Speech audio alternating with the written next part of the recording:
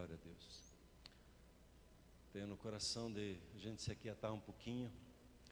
Creio que Deus quer falar a você na sua quietude, quer tocar a sua vida hoje. Talvez você tenha algum tipo de necessidade nessa hora, em que você está apertando seu coração, a sua vida, alguma pergunta, e nessa hora quero te convidar a você se aquietar diante de Deus, permitir Ele tocar a sua vida, permitir Ele falar com você. E se você gostaria que alguém orasse por você, e você fosse tocado em oração por alguém, você simplesmente se colocasse em pé no seu lugar, e um dos pastores, uma das pastoras vai ir ao seu encontro, vai orar com você. Obrigado, Espírito Santo. E nós podemos celebrar a vida e entregar ao Senhor as nossas lutas, entregar ao Senhor os nossos desafios. Nós colocamos, ó Deus, a vida de cada um de nós diante do Senhor. Como diz a Tua palavra, dá-me, filho meu, filha minha, o Teu coração. Senhor, aqui está o nosso coração, nós lhe damos o nosso coração. Mais profundo do nosso ser, nós entregamos e rendemos aos Seus pés. O Senhor é Senhor sobre todas as coisas, sobre as nossas vidas. Obrigado, Senhor Jesus. Obrigado pelo Seu amor. Obrigado por esse derramar que o Senhor está concedendo agora. Eu vejo como uma leve cachoeira tocando sobre as nossas vidas. Receba sobre a sua vida nessa hora esse renovo, esse toque de amor. Se envolto com a Tua presença. Sim, Espírito Santo de Deus. Obrigado, Espírito Santo.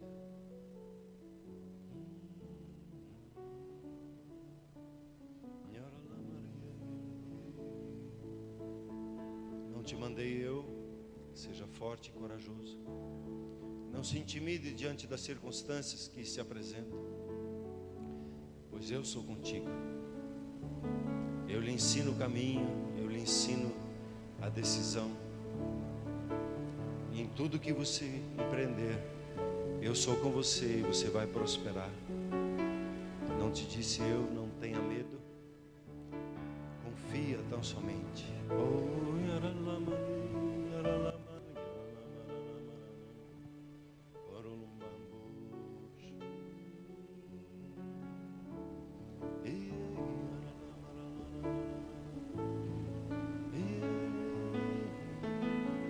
Não te mandei eu. Seja forte e corajoso. Não te mandei eu. Seja forte e corajoso. Não se intimide em nenhuma situação, em nenhuma circunstância, pois eu sou o seu respaldo. Eu sou aquele que caminha ao seu lado, que habita em você, que lhe conduz e lhe sustenta. Então somente seja forte e corajoso. Creia em mim, creia na palavra de Deus, creia nos profetas e você prosperará.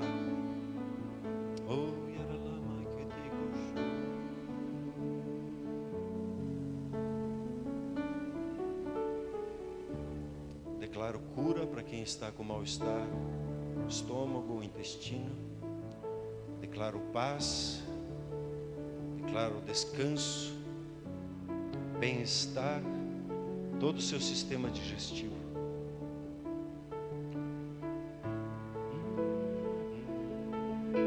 Sim, Deus. Obrigado, Deus. Obrigado, Deus. Bendito seja o Senhor. Bendito seja o Senhor.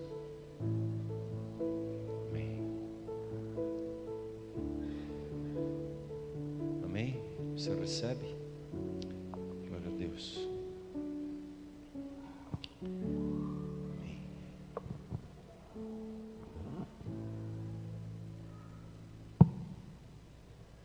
Hoje quero dar sequência à nossa... Muito obrigado.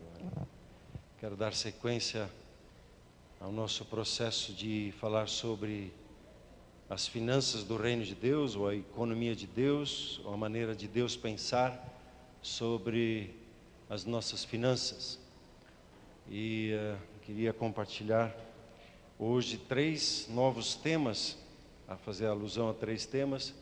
Eles são bastante amplos e muito profundos. Eu vou simplesmente passando para que avive a sua memória, ou simplesmente lhe ajude a perceber algumas coisas. Então preste atenção em todo o processo, que há um manto do favor de Deus sobre a igreja, para que ela experimente o favor de Deus. E uma das palavras que tem me fortalecido e tenho como promessa da parte de Deus, que diz assim: a bênção do Senhor, ela enriquece e não traz desgosto consigo, não traz desvio de coração, traz um coração rendido, um coração envolto. Então a bênção de Deus sobre a sua vida, ela é muito especial, e ela te leva a experimentar a generosidade e a abundância que há em Deus. E nos princípios que nós conversamos aqui na primeira palavra, nós compartilhamos a base de tudo, que Deus é dono de tudo. Tudo que somos, tudo que temos, tudo é dele. Tudo é dele. E por ser tudo dele e não mais nosso, nós nos tornamos administradores. E o que é requerido de um administrador? Que eles sejam fiéis, que atuem e façam como o Pai Celeste quer que seja feito. Assim como era o propósito inicial, desde do tempo em que Deus entregou para Adão e Eva o administrar das coisas de Deus. Adão e Eva fizeram isso. À medida que eles estavam debaixo desse entendimento como Deus dono de tudo, eles prosperaram extremamente. E aí nós também falamos um pouquinho nesse tempo sobre o trabalho, como o trabalho nos ministra, como o trabalho nos fortalece, como o trabalho marca o nosso caráter. E na segunda mensagem nós conversamos um pouquinho sobre a necessidade que nós temos e a orientação da palavra de Deus, de nós buscarmos conselho. A palavra de Deus diz que no conselho nós vamos encontrar a sabedoria. Então nós precisamos de pessoas ao nosso redor, e entender que o conselho começa dentro de casa, como cônjuge, depois com apacentador. São 2 peças-chave, né, de conselheiros ao nosso redor. Falamos também sobre a questão de como gastar dinheiro. E uma palavra-chave na questão do gastar dinheiro é o contentamento. De estar num lugar de contentamento, e a partir de então nós podemos comprar, vender, mas com esse contentamento no coração. E o terceiro ponto que nós tratamos nessa segunda mensagem é: fuja da dívida, né? E eu me alegrei que alguns irmãos e irmãs aqui se propuseram a ter o seu dia o dia sem dívida, né? De trabalhar o processo de cuidar das suas finanças e chegar ao tal ponto de celebrar o dia sem dívida, e aí estar preparado para que os pontos que nós vamos ir conversando hoje: contribuir, economizar e como conhecê-lo pessoalmente através das finanças. Muito bem, o contribuir é uma das partes mais prazerosas na vida de um cristão, quando ele entende o coração de Deus. O coração de Deus é um coração doador, é um coração generoso, ele é aberto. Deus não sabe o que é ser ganancioso, Deus não sabe o que é ser tacanho. Ele sempre é generoso, sempre é generoso. E eu tomo as árvores frutíferas como exemplo. Eu tenho lá no meu jardim, eu plantei há alguns anos atrás uma laranjeira.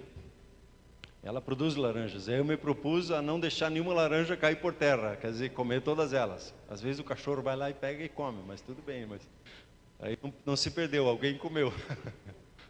Lá em casa não são os passarinhos, mas é o cachorro que vai lá e abre e come e deixa só a casca. Mas você tem que ficar ligeiro. Aí o que acontece? Eu não consigo administrar tudo aquilo. Não consigo comer tanta laranja que produz. E Deus dá sempre com abundância. Aí chega a hora que eu tenho que fazer sacola e começar a entregar. E entregar para os outros, a compartilhar da abundância. E é isso que Deus quer fazer na nossa vida. Da abundância ser tamanha, disse, eu não preciso de tudo isso. Eu quero compartilhar com os outros, quero entregar para os outros. E quando se fala em contribuição, o ponto de partida sempre é a generosidade. E a Bíblia sempre faz a conotação de ser algo voluntário. A contribuição não está focada na pessoa que vai receber, mas no coração generoso. Eu faço isso voluntariamente, por alegria, por gratidão, por reconhecimento, não por obrigação. Então, contribuir é algo que brota naturalmente do coração de um cristão. E quando nós falamos sobre o ano do andar no Espírito, o Espírito Santo, ele é assim. Ele é generoso e ele sempre vai nos conduzir para a generosidade. Então, quando nós pensamos sobre o contribuir, em primeiro lugar, a atitude correta é muito importante. Contribua por amor. Em 1 Coríntios 13, o texto que fala sobre o amor, a riqueza do amor, ele diz assim, eu posso dar tudo para os pobres. Todos os meus bens, me desfazer de tudo, dá para os outros. Mas sem amor, não vale nada. Uma oferta dada por obrigação, não por amor, ela é uma oferta bichada. É uma oferta que a semente, ela está bichada e ela não frutifica. Ah, então não vou dar. Não, muda a atitude. Para experimentar o fluxo, a manifestação, a economia, o mover do reino de Deus. A segunda característica que Deus como doador, ele sempre contribui alegremente. E o texto na palavra de Deus diz lá em 2 Coríntios 9:7, texto bastante conhecido e lembrado muitas vezes, né? 2 Coríntios 9:7, eu passei esse ou não? Diz assim, cada um contribua segundo tiver proposto no coração, não com tristeza ou por necessidade, porque Deus ama a quem dá com alegria. O reino de Deus é um reino de alegria, de festa, de celebração, um ambiente solto, um ambiente que não está marcado com a tristeza, com o pesar, com o desgosto, com a irritação, que é a tristeza, mas a alegria significa aí a exuberância, a satisfação de poder participar. Então, quando nós contribuímos, essas duas marcas precisam encher o nosso coração. Entender que Deus é generoso e Ele abençoa por amor, porque Ele é amor, é a natureza dEle, não dá para ser diferente. E Ele faz isso com alegria, não por obrigação, de ver as pessoas sendo abençoadas. Então, quando nós contribuímos, sempre contribua com esse entendimento, eu estou me doando para Deus. Às vezes nós nos doamos o nosso tempo para pessoas, para sentar e conversar, e às vezes eu fico pensando nisso, puxa, eu vou investir 1 hora da minha vida nessa pessoa. Eu vou doar a minha vida para ela. Eu vou sentar e conversar. Eu vou doar o que Deus tem me dado, ministrar, compartilhar o agir de Deus na vida dela. Eu posso fazer isso chateado, mas eu estou fazendo isso para Deus, então eu vou fazer isso feliz. E se o meu coração não está feliz, ele precisa me obedecer e fazer com alegria. A palavra de Deus, ela diz assim, Provérbios 3:9, honra o Senhor com os teus bens e com as primícias de toda a tua renda. Quando nós contribuímos financeiramente, nós temos esse foco, esse coração, essa mente, nós queremos contribuir e estamos focados em Deus. E não olhamos para os lados, o que os outros estão fazendo. A minha contribuição é uma contribuição por honra, por dar peso, por dar valor àquele que tem me amado. Amém, queridos? Então, dar ao Senhor, e toda vez nós somos incentivados a fazer isso uma vez por semana, ou todas as vezes que nós nos reunimos em celebração ao Senhor, todas as vezes que nós trazemos a nossa contribuição, dizemos, Ele é o dono da minha vida, Ele é o meu provedor, Ele é aquele a quem eu submeto o meu coração. Eu não vou deixar o dinheiro dividir o meu coração, eu submeto ao meu coração a Ele. E preste atenção num conselho: nunca fique na cadeira quando é a hora da oferta, porque é a hora que Deus olha o coração. E se eu estou imparcial, não estou envolvido, eu estou com o coração fechado diante de Deus publicamente.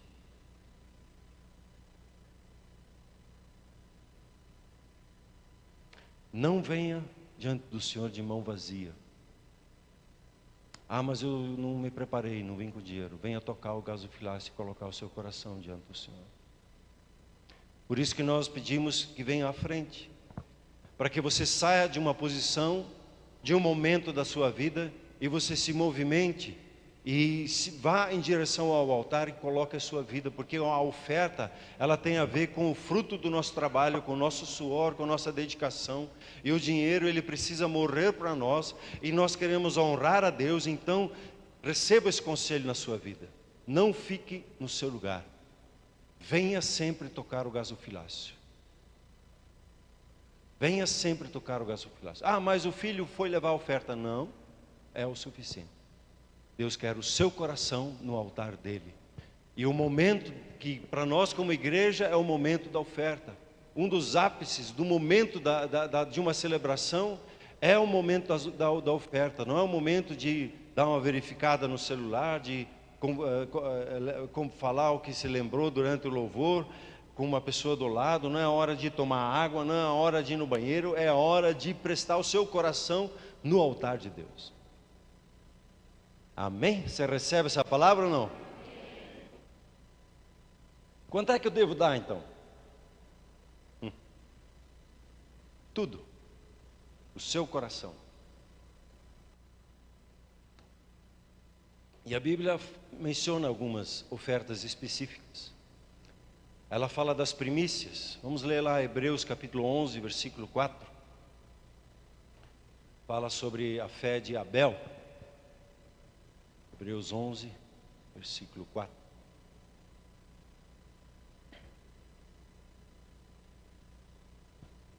Pela fé, Abel ofereceu a Deus mais excelente sacrifício do que Caim, pelo qual obteve testemunho de ser justo, tendo a aprovação de Deus quanto às suas ofertas. Por meio dela, também mesmo depois de morto, ainda fala. Desculpe, agora que eu me lembrei que eu não entreguei a lista lá para eles, mas vou lendo aqui então. Abel, ele ofereceu um sacrifício, como diz aqui, mais excelente. E como diz esse texto em Hebreus, ainda fala até hoje, ainda tem um significado até hoje, ainda nos ministra até hoje a postura que havia em Abel. E essa oferta é conhecida como a oferta da primícia. E essa oferta, ela está ligada ao primeiro fruto. E um exemplo é o fruto do primeiro dia de trabalho. O que mais marca nessa oferta da atitude de Abel é ele buscar o melhor em primeiro lugar e colocar o seu coração ali. Enquanto seu irmão, ele trouxe uma oferta qualquer. Abel, ele foi diferente. Uma outra marca que aconteceu com Abraão, ele tinha voltado de guerra, como é numa guerra, ele atacou, ele foi libertar o seu sobrinho Ló, e ele lutou contra 5 reis, com seu exército particular, de 318 homens. Eles deviam ser como os SEALs americanos, muito hábeis para vencer 5 reis, 5 governantes. E o que acontece quando se entra numa guerra, volta, é o levante de novo desses reis contra ele. E ele tem uma experiência extraordinária quando ele encontra uma pessoa que dá para ele o pão e o vinho. E ele, intuitivamente, ele pegou o seu dízimo e entregou na mão dessa pessoa, que ele reconheceu como a manifestação de Deus na vida dele. Tanto a primícia como o dízimo, no pensamento de Deus, foram atitudes humanas que foram tomadas, não é uma obrigação. É a revelação de um coração de Abel, é a revelação do coração de Abraão como nosso pai na fé. E o Senhor Jesus, ele, certa feita, em Mateus 23, que ele está discutindo com os escribas e fariseus, ele diz assim: ai de vós, escribas e fariseus, hipócritas. Hipócritas na época eram aqueles que faziam teatro, os artistas, os que interpretavam, mas não eram aquilo, né? Eles tinham um personagem que eles interpretavam. Isso é um hipócrita.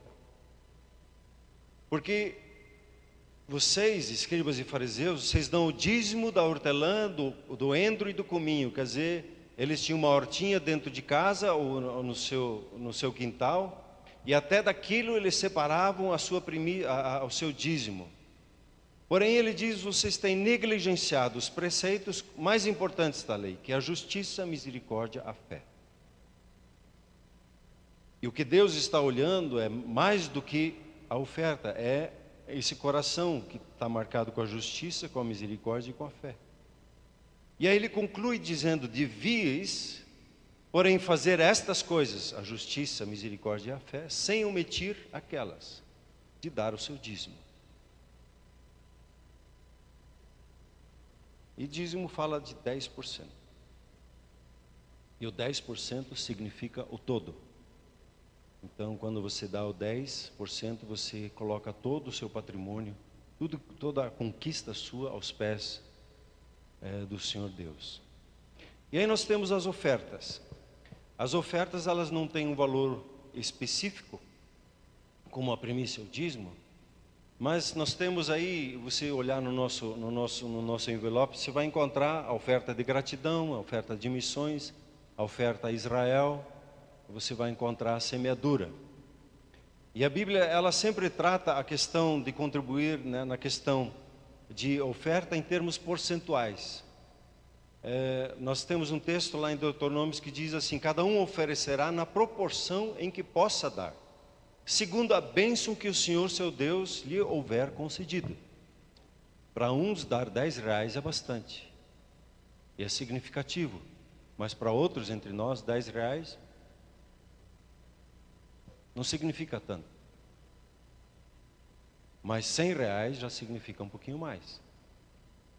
Como para aquele que tem pouco, R$10 significa equivalente a 100 para quem está bem financeiramente. E há no nosso coração um desafio de nós olharmos para as finanças e entendermos e nos posicionarmos e olhar para as ofertas e perguntar ao Senhor: Senhor, como é que o Senhor quer que eu trate? Porque o dinheiro é dele, ele nos tem dado. Como Davi diz: da tua mão tu damos. Nós damos aquilo que Deus nos colocou na nossa mão. E há um tempo em que nós precisamos decidir o quanto que nós ofertamos. E é engraçado, né? Às vezes as pessoas não percebem. Não, eu dou 10 na igreja sempre. E dá 10, 5, 10 anos, fica dando 10. E está no automático. E aquele 10 já se venceu muito tempo na vida dele. Já não representa mais algo significativo na vida dele. Ele já devia ter crescido para 50, já devia ter crescido para um valor maior na sua vida, porque o Senhor já o tem feito prosperar. Tem um texto em 2 Coríntios 9 que diz assim, se quiser anotar, 2 Coríntios 9, 6 e 7. Isto afirma: aquele que semeia pouco, também pouco ceifará, vai colher pouco. E o que semeia com fartura, também com abundância ceifará. E cada um contribua segundo tiver proposto no coração, não como tristeza ou por necessidade, porque Deus ama quem dá com alegria.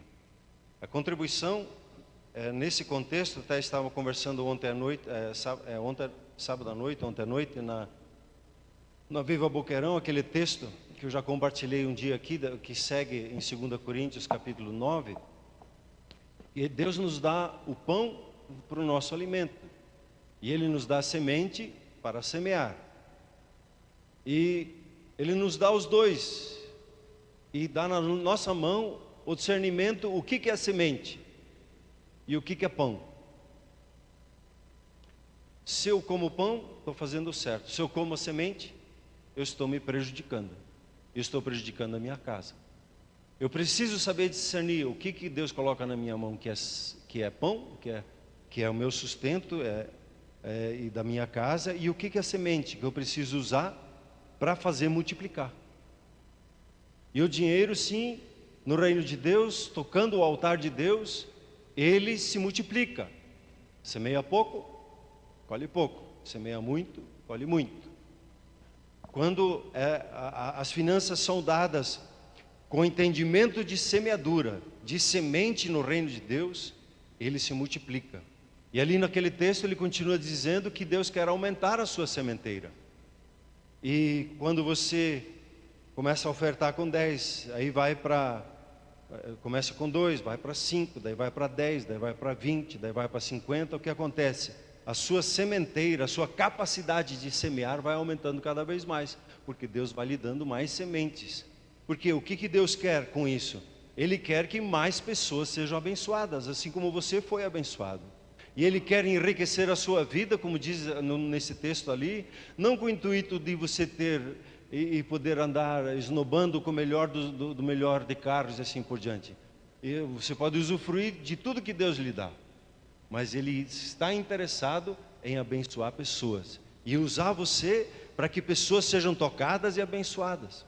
Para isso que Deus coloca dinheiro na mão dos seus filhos, não para se comparar um com o outro, mas para que sejam investidores no reino de Deus. E o texto ali conclui dizendo: para que sejam dadas mais glórias, Deus seja mais exaltado na vida dos seus filhos.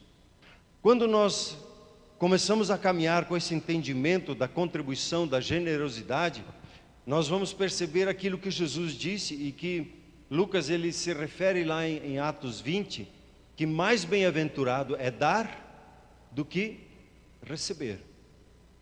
E o que acontece com uma pessoa que ela entra nesse entendimento, nesse coração alegre, nesse coração doador, nesse coração que está visando não o seu enriquecimento, mas que está visando o crescimento do reino de Deus? São 4 coisas que acontecem. Primeiro, contribuir produz uma intimidade maior com o Senhor Jesus. É aquilo que diz lá em Malaquias: os céus se abrem e as bênçãos vêm. E como nós conversamos, bênçãos não é o carro, não é a casa, não é um casamento. Isso são frutos da bênção. A bênção é ter a paz com Deus, é ter a sabedoria, entendimento, a força de trabalho, a capacidade de ver além.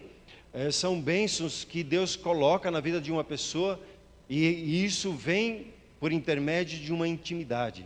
A segunda característica que como a pessoa é abençoada é que o seu caráter piedoso, esse caminhar com Deus, esse perceber o caminhar com Deus, nos ajuda a ser conformados à imagem de Cristo, a ter uma mente formatada e um olhar formatado de ver como Ele consegue multiplicar e fazer além do que Ele tem pensado e imaginado na sua vida. O caráter, o ser como Jesus começa a ser tolhido, porque toda vez que você vai negando a si mesmo, vai colocando o seu coração diante do altar de Deus, mais o seu caráter vai sendo trabalhado e refinado. E o dinheiro, ele tem essa capacidade ou de nos destruir ou de refinar o caráter dele em nossas vidas. A terceira característica é que nós podemos e começamos a juntar tesouros nos céus. Quando Jesus fala sobre finanças e não deixar que o coração seja dividido, Ele menciona assim: mas ajuntai para vós outros tesouros no céu, onde traça nem ferrugem corrói, e onde ladrões não escavam e nem roubam. Então, o ser generoso nos faz investidores da eternidade. E a pensar a partir da eternidade, não a partir só desse momento aqui, de ficar acumulando coisas para nós, ou de procurar simplesmente melhorar a nossa qualidade de vida com coisas.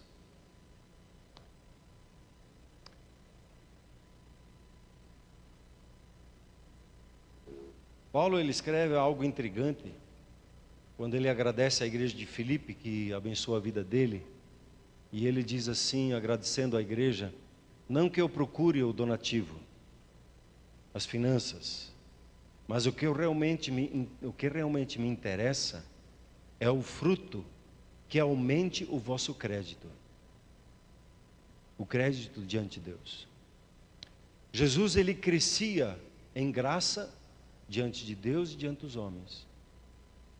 E quando o nosso coração, ele tem a sua conversão nas finanças, e a mentalidade de doador, a mentalidade de ser generoso entra na nossa vida, nós crescemos em favor diante de Deus. Eu sei, você está pensando aí, então eu estou comprando. Não. Aí já começa lá na atitude. Atitude generosa. A intimidade, a revelação da palavra de Deus, ela começa a crescer, porque ela vê a atitude e um coração que faz por amor, por alegria, por desprendimento, e não para tentar conseguir alguma coisa para si. E quem contribui pode produzir um acréscimo material. Provérbios 11, 24 diz assim: a quem dá liberalmente, ainda se lhe acrescenta mais e mais. E ao que retém do que é justo, mais do que é justo, ser-lhe-á em pura perda. A alma generosa prosperará, e a quem dá a beber será descedentado. E esse texto aqui é intrigante, né? Quando nós caminhamos na generosidade, Deus vai acrescentando mais, porque Deus quer abençoar pessoas por intermédio de pessoas, e fazer o seu negócio prosperar de forma extraordinária.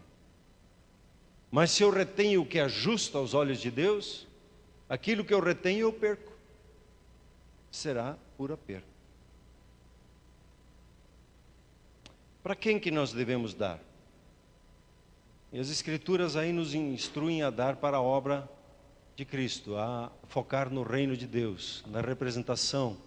Malaquias fala na casa do tesouro, ali onde é que o meu coração está, aonde que Deus me chamou para servir, ali onde, como Abrão, ele deu onde ele recebia pão e vinho. A igreja local e os ministros da igreja local são alvo daquilo que Deus quer suprir.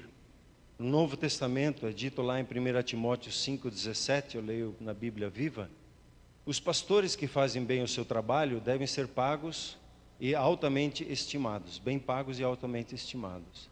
De maneira especial aqueles que trabalham arduamente, tanto pregando ou ensinando. 1 Coríntios 9, ele diz ainda: assim ordenou também o Senhor aos que pregam o Evangelho, que vivam do Evangelho.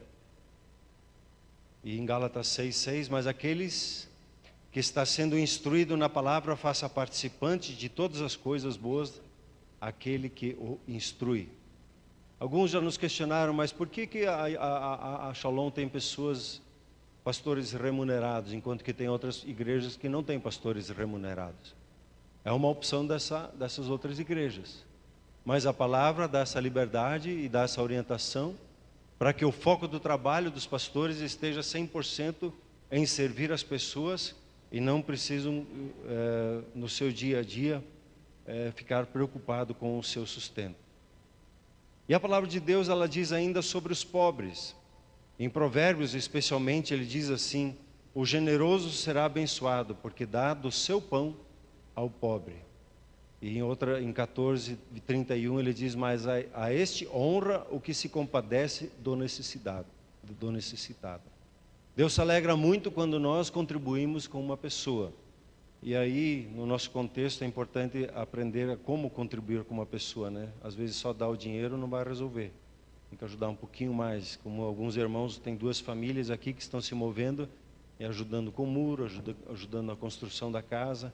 Estão ali, a igreja ajuda com a cesta básica, e para fortalecer a pessoa para que ela mesma possa obter os seus recursos. Um segundo ponto é o economizar.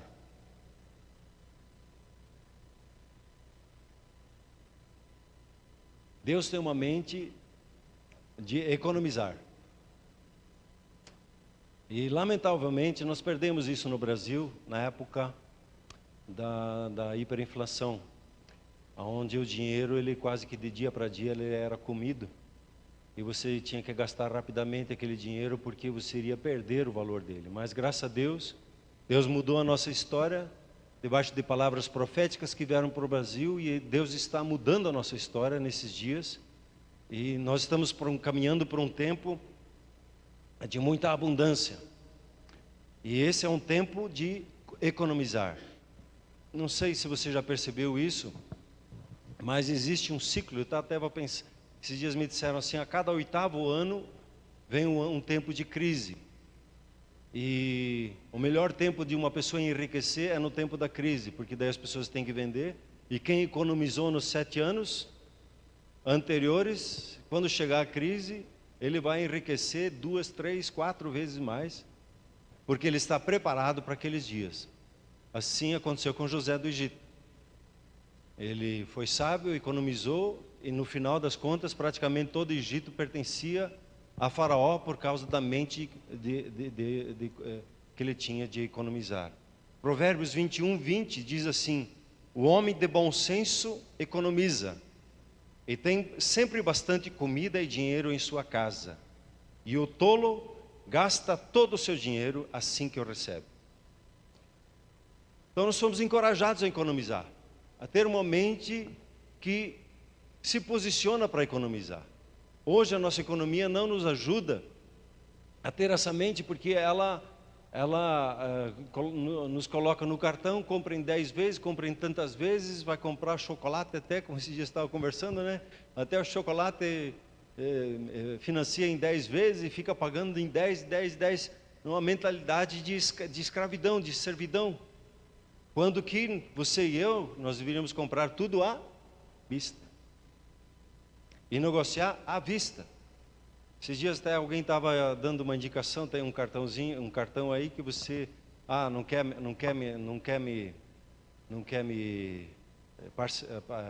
dar um desconto na vista, aí paga no cartão em tantas vezes, depois você vai lá no teu cartão, você paga, ele te dá um desconto porque você pagou mais rapidamente. Hoje existem várias formas de você poder trabalhar as suas finanças. José do Egito, como eu falei, lá em Gênesis 41, ele trabalhou essa mentalidade de economizar. Então, economize sempre e somente quando você estiver contribuindo. Não, eu vou primeiro economizar e depois eu vou pensar em contribuir. Não, é paralelo, né? Eu falei dos 4 potes. Você tem um pote que é aquilo que pertence a Deus. Você tem um pote para que você contribui. Aqui você tem um pote para economizar, você tem um pote para investimento e você tem um pote para gastar. E mais ou menos assim você consegue classificar as suas finanças.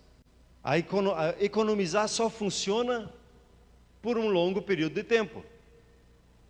Às vezes a pessoa vai lá, eu coloquei lá R$100 na poupança e dali um mês vai olhar, mas deu só isso? Não, economizar só funciona há um período de 7 anos, há um período de 3 anos, de você criar um processo de dizer, eu vou economizando, eu vou entregando e guardando ali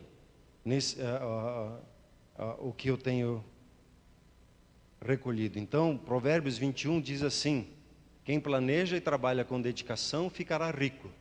Quem quer ficar rico, da noite para o dia, acaba perdendo o pouco que tem. Às vezes as pessoas observam a geração prata, que é a geração do cabelo branco. São pessoas que economizaram na sua vida, e chegou um momento então que eles estão celebrando. Daí diz, mas o cara da noite para o dia ele enriqueceu. Não, ele economizou. Os meus pais sempre foram assalariados, mas minha mãe, ela levava tudo na ponta do lápis. Tudo ali. E construíram uma casa, antes de ter a casa própria, eles construíram um prédio aqui na Marechal, que está de pé até hoje. E até minha mãe contou um dia para nós assim, aquilo era a economia deles. Meu pai foi lá negociar com o pedreiro, e eles já tinham comprado o terreno. E aí o meu pai voltou e disse, não vai dar certo. O pedreiro quer tanto, a gente não vai conseguir. E aí eles ficaram discutindo ali um pouquinho no carro. E a minha mãe disse para ele assim, vai que dá. E eles foram e construíram. E aquilo deu uma renda extra. Depois construíram a casa deles. Primeiro construíram algo que desse uma renda extra. E é interessante que quando você caminha assim, com regularidade por longo tempo, a minha mãe, ela se propôs o seguinte: ela aprendeu a costurar para fazer a sua roupa, para economizar. Ela pegava a gola da camisa do meu pai e virava ela para ele poder usar mais um tempo, para não precisar comprar mais uma nova camisa. Economizava ali, era tudo assim, assim, assim. Pra você ter uma ideia, nós podíamos comer uma maçã por mês em casa. E um dia, meu irmão me deu uma bandeja de maçã. Ele disse: olha que abundância! E aí eu que já tinha tanta maçã que não conseguia comer, vamos compartilhar com os outros. Então, economizar leva tempo e é um processo de persistência, perseverança. Não dá para pensar o pensamento como alguém que poupa, que ter as coisas rapidamente. Depois de 7 anos, você vai ver como as coisas vão acrescentar na sua vida. Então, o segredo no economizar é fazer isso de uma forma consistente. Um dia eu estava lendo esse texto aqui de Provérbios 6, e não esqueci mais ele. Vai ter com a formiga o preguiçoso. Considera os seus caminhos e sê sábio, não tendo ela chefe nem oficial, nem comandante no estio, prepara o seu pão, e na cega ajunta o seu mantimento. No tempo da abundância ela sabe colher, para que no tempo quando não tiver, ela possa comer da sua despensa, né, da sua economia. Quanto que nós devemos economizar? O único exemplo bíblico de números mesmo é José. Ele citou 1/5, 20%. A importância de você pegar 20% que se ganha e separar e guardar ele. E é impressionante quando você começa a guardar e começa a usufruir o juro do juro que o banco oferece, ou que o banco usufrui muitas vezes das nossas vidas. Eles estão enriquecendo a nossa custa. Mas quando você começa a entender, ou fazendo uma economia, uma previdência privada que te obriga a fazer o processo de economizar, isso vai te ajudar na sua caminhada. Então, você pode colocar para você: eu vou começar com 5%, depois eu vou para 10%, comece com 2%, vá para 10%, depois vá para 20%. Mas gere um costume, uma mentalidade de economizar. Então comece com pouco. Comece com um cofrinho. Lá em casa nós começamos com as moedas, com um cofrinho, colocar lá. Daí o Felipe e a Larissa nos deram uma caixinha, daí para pôr dinheiro. Aí agora já ficou mais apertado jogar um 50 lá dentro, ficar olhando para ele, não posso usar ele, senão tem que quebrar. Né? Tem várias maneiras de você hoje poder guardar. Por que nós precisamos economizar? Nas emergências, né? Quando tiver uma dificuldade aí, seria bom que se tivesse pelo menos 2 meses do seu rendimento guardado. Quando você quiser fazer uma compra maior, poder fazer um encaixe de comprar algo maior. Nós estamos conversando, por exemplo, a igreja, vários irmãos aqui da igreja se uniram no nosso projeto das cotas, e a igreja tem um bom tanto guardado. E agora nós, no ano que vem, vamos começar a conversar como nós vamos aplicar isso, ou comprar uma casa, e nós nos aplicarmos a continuar nessa mentalidade do poupar, para que a gente possa galgar passos maiores. E uma terceira razão é a necessidade a longo prazo, né? Não sei como é que você pensa sobre a sua aposentadoria. O meu pai sempre insistia comigo, já nos meus 20 anos, meu filho, pague a aposentadoria, pague lá o INSS, pague lá, se vire. Mas sou autônomo, não preciso pagar. Não, você paga. Graças a Deus, em agosto do ano passado, me aposentei. Eu colhi o fruto da instrução dele. Né? Então, nós podemos trabalhar a longo prazo. E é importantíssimo que você olhe para a sua velhice e pense como você vai fazer e como você vai ter o sustento ali.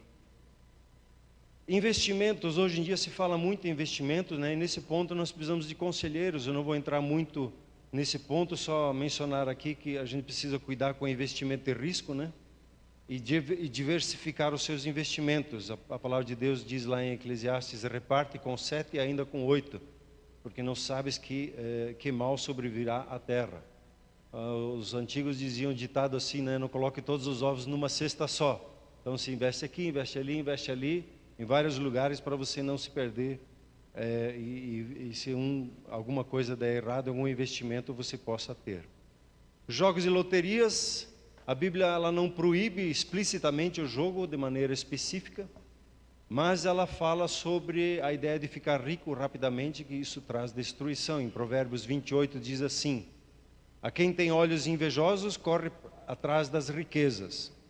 Vai lá jogar no bicho, vai jogar na Mega Sena, mas não sabe que há de vir a ele a penúria. Aquele que enriquece rapidamente, você pode ver estatisticamente, ele perde as coisas. Então, e jogos e loterias é como a bebida alcoólica. Se você não cuidar, você fica viciado.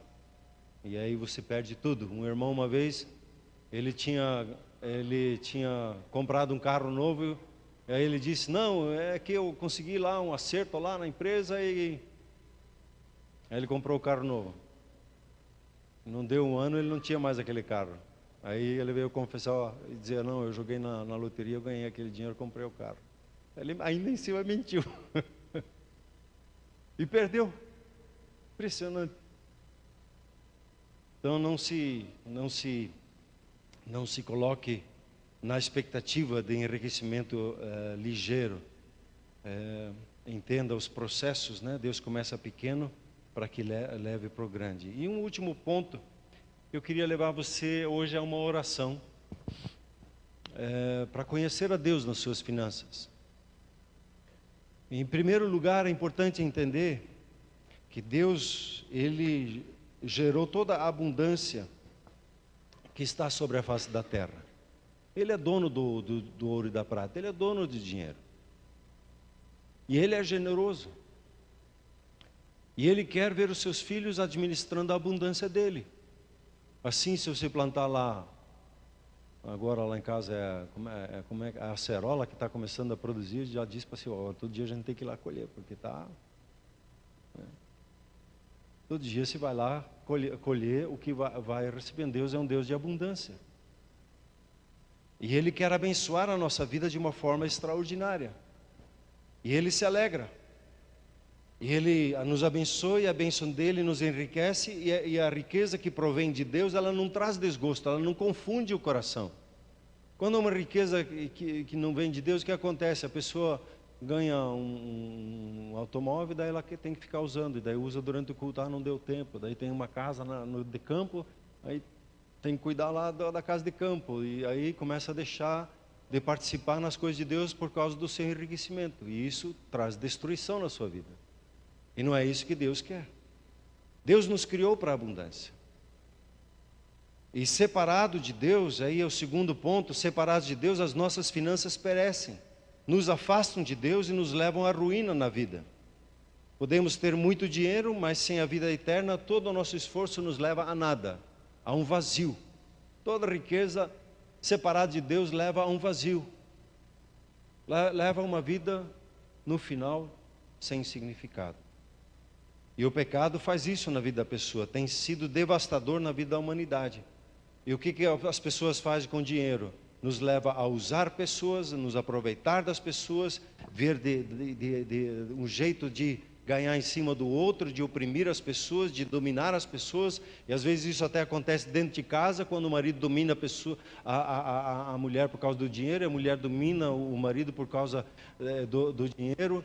É sinal de um coração que está separado de Deus e é fruto do pecado. O dinheiro vive motivo de disputa dentro do lar e pode separar até os melhores amigos.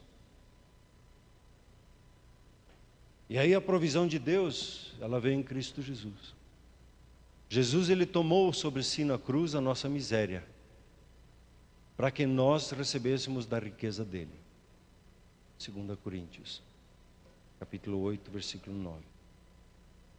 Hoje nós podemos libertar o nosso coração de estar preso ao dinheiro, de oprimir com dinheiro, ser oprimido por ele, de oprimir outras pessoas, de ter um coração e uma alma pesarosa por causa do dinheiro, porque tem ou não tem, ou tem demais. Às vezes a pessoa não tem dinheiro e está triste por causa que não tem dinheiro. Às vezes tem demais e está triste porque tem medo que alguém vai roubar dele. né? E Deus nos quer resgatar dessa situação e nos trazer para um lugar de paz. Hoje nós podemos libertar o nosso coração de estar preso ao dinheiro e de experimentar a vida que Deus tem para nós. Nós podemos experimentar o sobrenatural de Deus nas nossas finanças. Nós podemos experimentar a nova vida também nas nossas finanças. Faz parte de uma das 9 provisões que Deus trouxe na cruz, na mensagem da cruz para as nossas vidas. E quando nós recebemos, acolhemos ao Senhor Jesus e declaramos Ele como o Senhor da nossa vida, Senhor das nossas finanças, nós vamos experimentar o sobrenatural dEle na nossa vida. E eu quero te convidar hoje a fazer uma oração de entrega. Amém? Vamos nos colocar em pé.